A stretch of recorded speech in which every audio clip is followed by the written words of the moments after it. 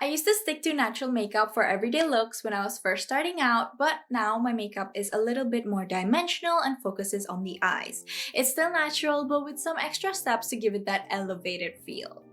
Hey everyone, today I'm showing you how I do my makeup. This isn't my natural makeup routine. If you haven't seen that video, go check it out. But it's still not overly complicated. I've been loving adding a little extra depth and detail, especially around the eyes, for a look that feels more dimensional and put together.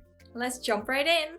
Step 1. Prepping the skin. Prepping is always the first step. I start with moisturizer to make sure my skin is hydrated and ready for makeup. Step 2. The base. For foundation, I'm using the Matte for Makeup Perfect Skin Tint in N1.5. It's lightweight and buildable, perfect for keeping the look natural while evening out my skin tone. Next is concealer. I use the Esca Flawless Concealer in Custard. I apply it under my eyes and on any blemishes, blending it out for a seamless finish. Step 3.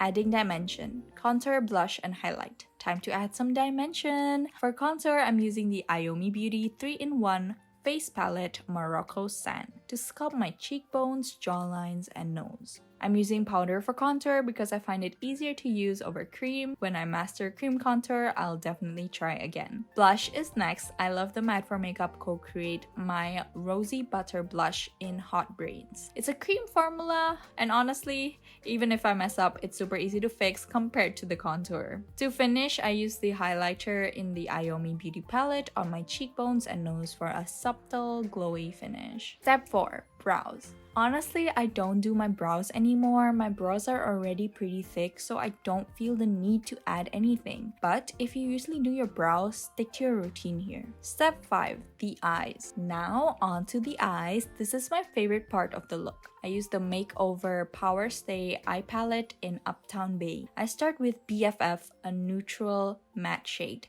all over my lids as a base. Then I deepen the outer corners with Penthouse, a darker shade to give my eyes more dimension. Instead of eyeliner, I use the darker shade from earlier to create a soft wing, extending the natural line of my eye. For sparkle, I pop It Girl, a shimmer onto the inner lids and under my eyes. It makes everything stand out. Finally, I curl my lashes with the Matte for Makeup Co Extra Lente Curler and finish with Esca Dream Lash Serum Mascara using the volume side for definition. Step 6. Lips. For lips, I usually keep it simple with a pink shade to balance the look. Today, I'm using the Matte for Makeup Glass Stick in Pink Plastic. I like to dab some blush on the outer parts of my lips for extra definition and finish with a gloss for that juicy look. Step 7. Setting it all. To lock everything in, I use the Makeover Silky Smooth Translucent Powder in Buttermilk. But honestly, I don't always set my makeup, it depends on my mood.